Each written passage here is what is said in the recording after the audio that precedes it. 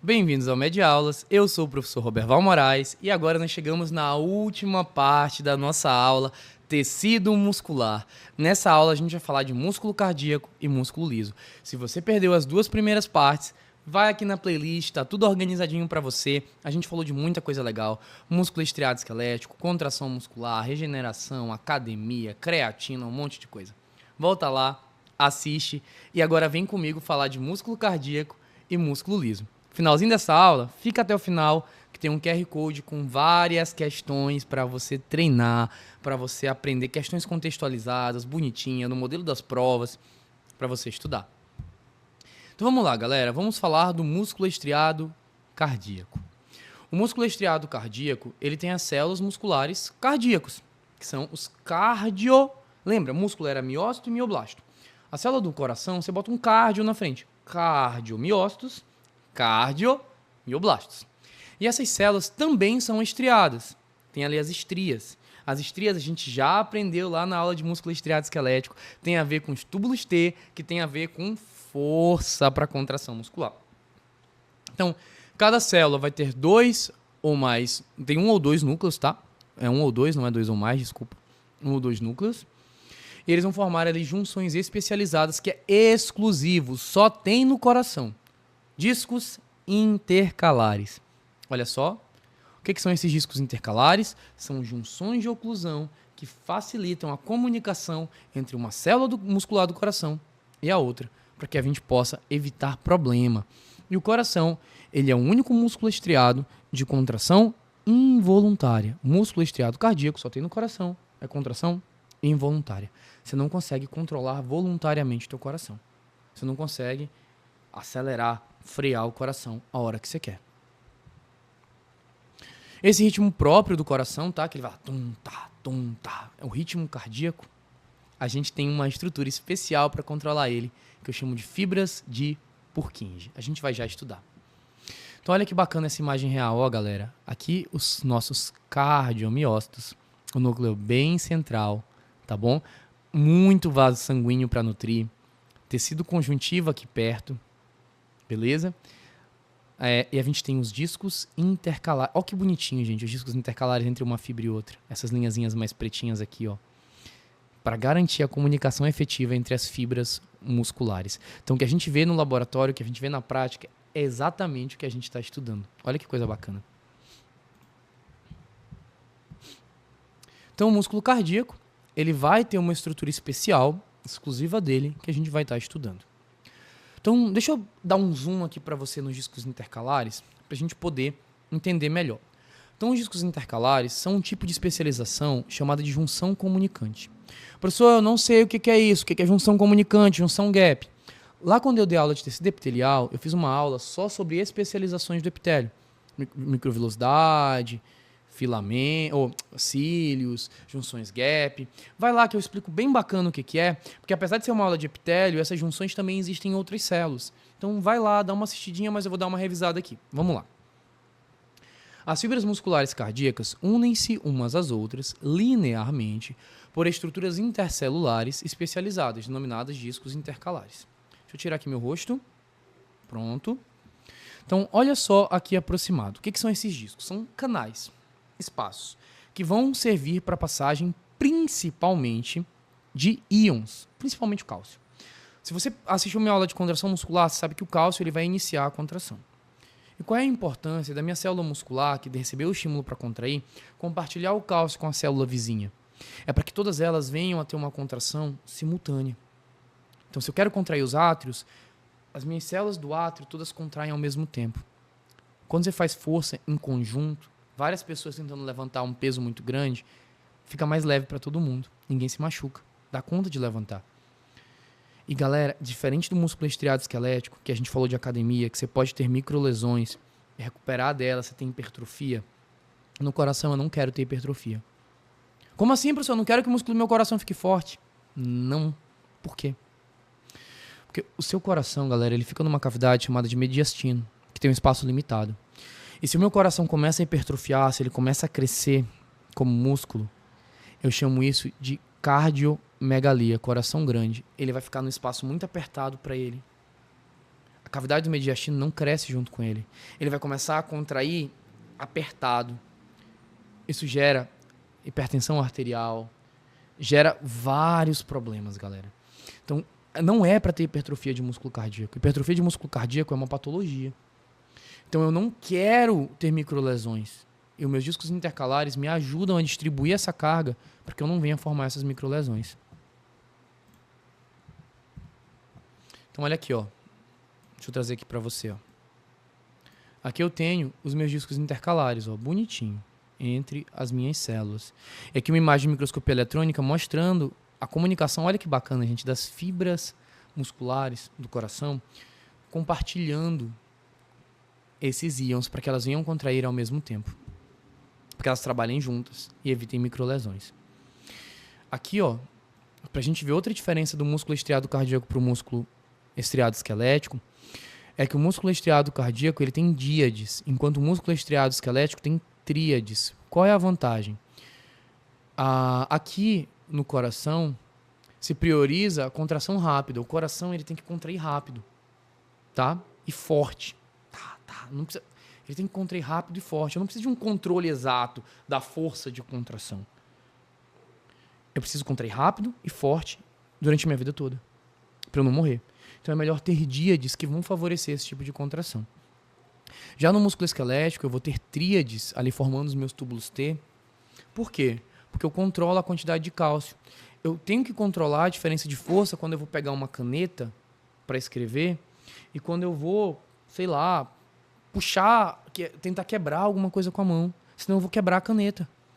E aí, para eu ter o controle fino da força que eu desempenho na contração, eu preciso de tríades, que são tríades de invaginações dos meus túbulos T, do meu sarcolema, tá bom? Ah, professor, o que é sarcolema, o que é túbulo T? Assiste as aulas na ordem, vai lá na descrição. São só 3 aulas de músculo. Resumir bacana. Tá completinho, mas tá resumidinho. Vai lá, assiste e você vai entender. Além disso, tá, galera?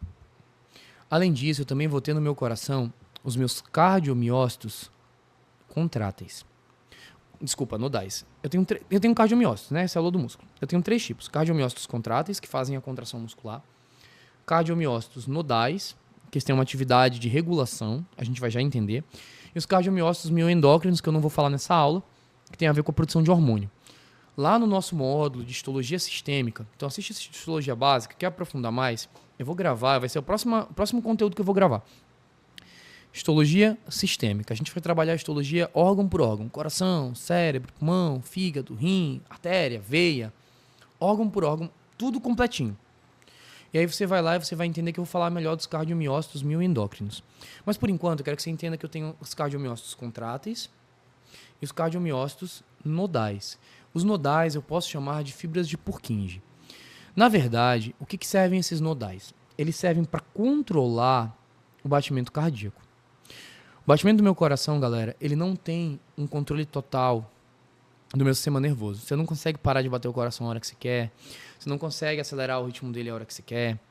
Tem regulação do sistema nervoso simpático, parasimpático. A gente vai entender isso na fisiologia. Ele é regulado, sim, pelo cérebro. O que eu quero te dizer é que, além do cérebro, ele consegue ter independência. Tá bom? Ele consegue bater e relaxar num ritmo regulado por ele mesmo. Se eu pegar, tirar teu coração do teu peito, tá aqui na minha mão o coração, ele vai continuar batendo. Até acabar os nutrientes e ele morrer. Mas ele vai continuar batendo por um tempo, porque ele consegue gerar o próprio estímulo para a contração. Esse estímulo, vocês vão aprender na fisiologia também, ele começa no nó sinoatrial, que é um conjunto de cardiomiócitos nodais, desses que regulam o fluxo, o batimento cardíaco. Eles se distribuem por feixes que eu vou chamar de feixes de His, que vem parar no nó átrio-ventricular, que se distribui nas fibras de Purkinje, para controlar a contração do coração. Primeiro contraem os átrios, depois contraem os ventrículos. Eu não tenho contração de átrio e ventrículo ao mesmo tempo. Eu tenho sístole atrial, que é a contração, sístole ventricular. E essas células, eles funcionam como marca-passo, eles dão o ritmo do coração. Elas são mais clarinhas quando a gente olha elas no microscópio, porque elas têm muito glicogênio. Eu já falei também para você que o glicogênio tem a ver com energia. E elas precisam de muita energia a longo prazo para manter esse ritmo do coração o tempo todo. Quando você tá mais velho, você teve danos a esses cardiomiócitos nodais, você vai precisar substituir eles, porque seu coração está com disritmia, ele está batendo no ritmo errado, acelerando na hora que não era, ficando taquicardia, né, acelerar na hora que não deve, ficando muito devagar na hora que não deve, braquicardia, tendo um ritmo inconsistente. E aí o médico ele vai te pedir para colocar um marca-passo. Você, como médico aí, talvez, vai pedir para o seu paciente botar um marca-passo. O que é um marca-passo? São essas células de forma artificial. Já que elas não funcionam, vamos substituir elas por um aparelho que vai fazer a mesma função que elas, controlar o ritmo cardíaco. Aqui uma patologia de coração para a gente discutir, o infarto agudo do miocárdio. O infarto agudo do miocárdio geralmente acontece porque eu tenho uma oclusão, né? Eu fecho ou por aterosclerose ou por embolia as minhas coronárias, que são as artérias que nutrem o meu coração. E aí eu tenho essa falta de nutrientes, lembra? É um músculo, tá o tempo todo contraindo, tem que ter muita energia. Se falta nutriente, ele começa a necrosar, a apodrecer, a entrar em apoptose ou necrose, dependendo da situação. Então, apoptose, infiltração, necrose, eu começo a perder músculo cardíaco. E a gente chama isso de infarto do miocárdio. Nem todo infarto é fulminante. Você vai morrer, não, às vezes você vai infartando, tendo microinfartos, infartos de regiões pequenininhas do músculo cardíaco, por meses, anos, até que realmente se tenha problema. Qual é o principal sintoma? Dor na região do mediastino, né? Na região do peito, que geralmente ela irradia para o braço esquerdo. Você tem isso, o seu paciente tem isso, desconfie de um infarto do miocárdio, peça para dosar troponina, para dosar enzimas cardíacas, para fazer um eletrocardiograma, para avaliar realmente com certeza e ver se realmente não é um infarto. Aqui imagens para a gente ver um coração infartando. Aqui as fibras saudáveis começaram a necrosar. Aqui já está bastante infiltrado, inflamatório, 3 dias após o infarto. Bem ruim, tá bom? Então vamos lá. Agora a gente vai falar de músculo liso. A gente falou de músculo cardíaco, vamos falar de músculo liso. Então ele geralmente se apresenta em feixes, né, lâminas, ele não tem estrias, né, músculo liso, como a gente falou na primeira aula de músculo. As células são alongadas e fusiformes, com o núcleo central. Músculo especializado em contrações lentas e prolongadas, como por exemplo o movimento peristáltico, que vai levar o seu alimento lá do esôfago, estômago, intestino, até a região ali perianal. Então ele músculo liso, ele é um músculo sempre de contração involuntária. É um músculo visceral, está nas tuas vísceras. No útero, nas artérias, no teu trato digestivo, músculo liso. Olha só que legal, uma imagem de microscopia eletrônica, a gente vê bem claramente que o núcleo ele é bem central. Então aqui eu tenho 2 cortes, um corte longitudinal, estou vendo as fibras assim, comprido, e aqui um corte transversal, estou vendo elas de frente. Não lembra direitinho o que é corte? Primeira aula de histologia, introdução à histologia, começando do zero. Vá lá e assiste as aulas na ordem, que vai te ajudar. Então, contra localização. A maior célula muscular lisa está no útero, durante a gravidez. O útero fica bem robusto, bastante músculo liso. E a menor? Nas nossas artérias. É bem fininho. Na verdade, galera, a nossa artéria tem tanto músculo que, por exemplo, artérias elásticas, artérias musculares, elas chegam, assim, metade do peso delas costuma ser músculo liso, tá? Elastina. É bem legal. Como que acontece a contração do músculo liso? Ela é um pouquinho diferente. Eu começo com cálcio também, que ele é liberado do retículo sarcoplasmático. Esse cálcio ele vai interagir com uma outra proteína chamada de calmodulina. A calmodulina junto com o cálcio vão ativar uma proteína de ligação à miosina, que é a MLCK, e aí ela fosforilada faz o músculo contrair. Depois disso eu tenho uma enzima chamada fosfatase, que inativa esse complexo, fazendo o músculo relaxar.